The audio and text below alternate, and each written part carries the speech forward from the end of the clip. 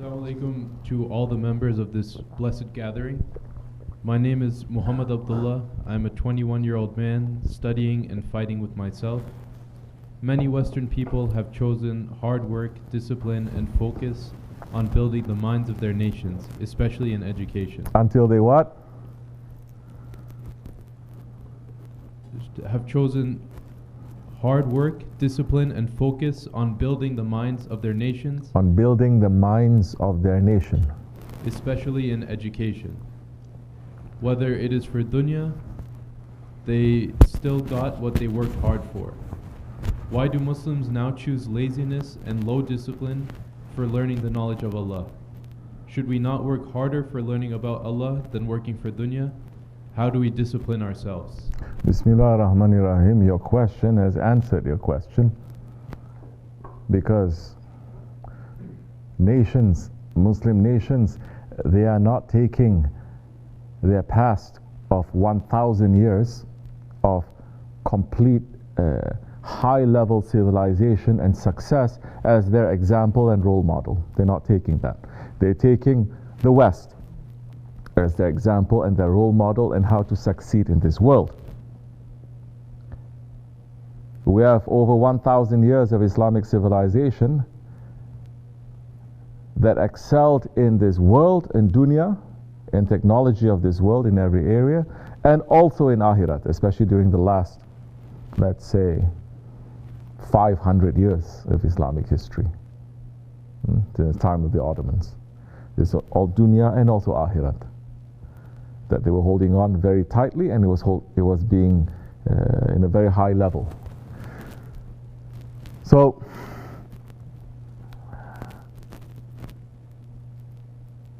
since the Khilafat fell and the Muslims decide not to follow the rule and the protocol of how the world system is supposed to be according to the rules of Allah, and they want to follow other man-made rules,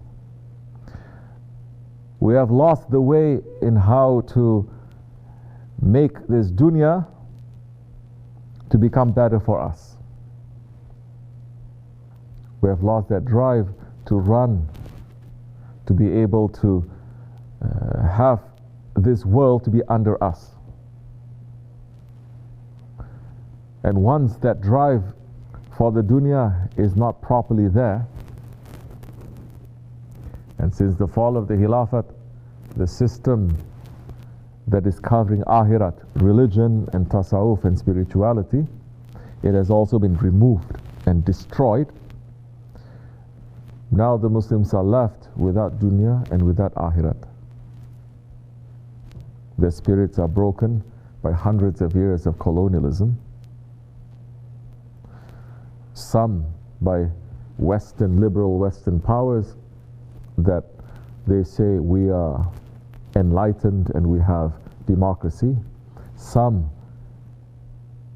by communism who says Allah does not exist, and they're teaching and brainwashing the Muslim people to also believe that it doesn't. So once this is broken up, now let's say since a few years the Muslims are trying to, Muslim nations, they're becoming a bit more powerful and they're running towards the dunya more, and they're discovering that they can take from this dunya and they can excel from this dunya a little bit more. Now, keep still. Why are you moving around so much? Huh? Passing from thing to thing.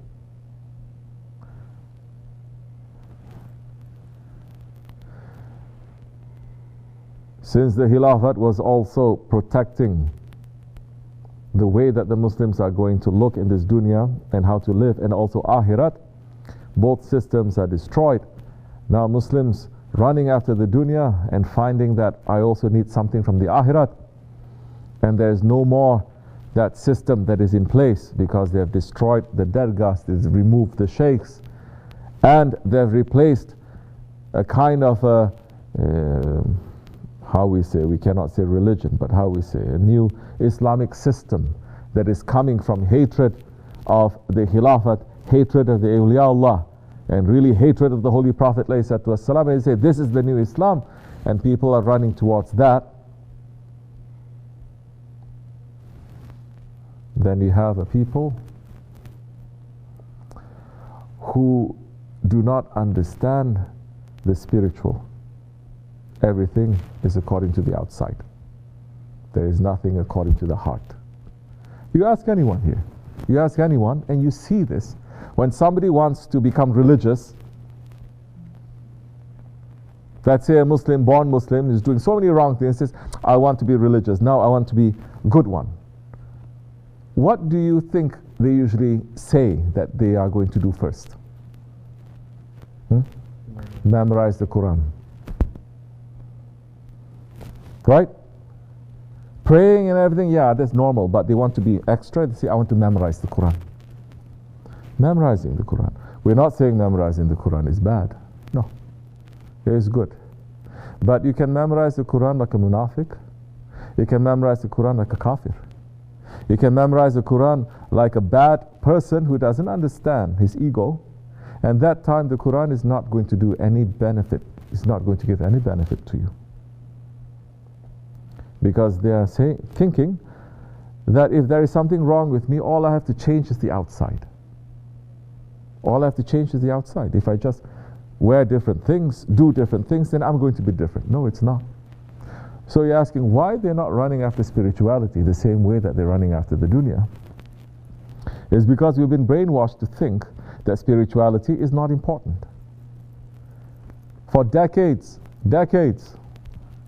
since the fall of the, let's say, 100 years, they even banned Sufism, banned tariqat, banned shaykhs. Not just banning, we're talking about banning, assassinating, killing them, finishing, destroying dergahs, destroying this whole system that's been set up for over 1,000 years, 1,400 years of spirituality. They've destroyed overnight.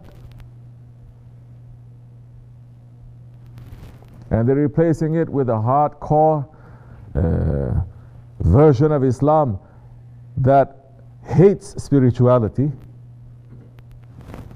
So what do you expect people to believe in? Just the outside.